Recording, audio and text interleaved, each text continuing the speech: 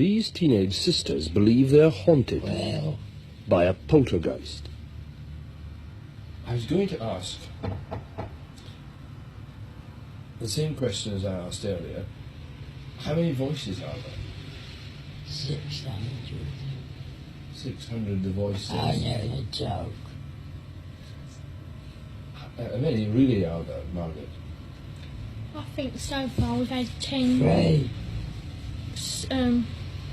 Sensible voices, but the rest of the names are absolute rubbish.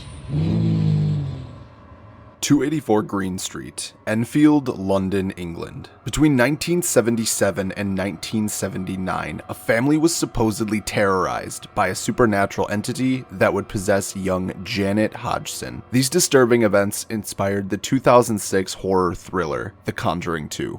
Rewind back to August of 1977. Peggy Hodgson, the mother of Janet and Margaret, called the police to report furniture moving and that 2 of her 4 children heard knocking sounds on the walls. Upon the arrival of the police, Officer Carolyn Heaps was the first to enter and claims to have a very disturbing experience. The following quote references a chair Carolyn had seen slide across the room. It came off of the floor, maybe a ½ inch I would say, and I saw it slide off to the right about 3.5 to 4 feet before it came to a rest.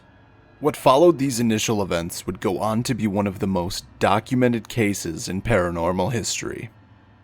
Maurice Gross arrived to Enfield the following September as a paranormal researcher. Having a brush with the paranormal himself as a result of the untimely death of his daughter, in addition to the occurrence of proclaimed paranormal phenomena around himself and his family, he thrust himself into paranormal research, joining the Society of Psychical Research and the Ghost Club, both organizations dedicated to the documentation and proof of paranormal and unexplained occurrences.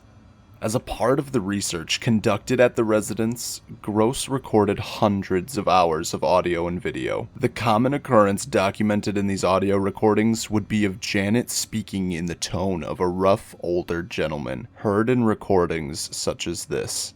She's not this! Hello. Yeah, hello. Bye. How he did that. Now, you're going to tell me how you knocked that settee over? Come on, tell me how you knocked it over. By the bottom. You what? You got it what? Pulled it by the bottom. Yes. Underneath. Underneath it, yes. Yes. And what did you do? Then what did you do? Make Janet come in the room first. Why did you have to make Janet come in the room first? So she gets the blame. So she gets the blame. Yes. Could you do it if Margaret came in the room first? Might be able. Or if Mrs. Hodgson came in the room first, could you do it then? No, she's too old. She's too old.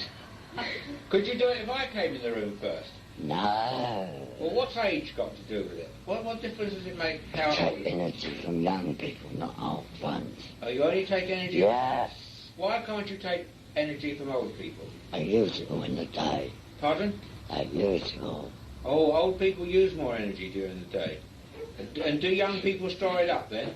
Yes. How do you take their energy? Electric shock.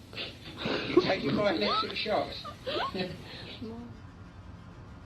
This became a controversy surrounding this case. Skeptics throughout the years have claimed that this disembodied voice coming from Janet was produced by false vocal cords, and her speech while speaking in this way was still that of a child. Furthermore, the entity possessing Janet would really only act out if it wasn't being watched, providing further argument that this was indeed a hoax. This has been an issue of debate for years. What do you think? Was Janet Hodgson possessed, or was this just the creation of a child with a big imagination?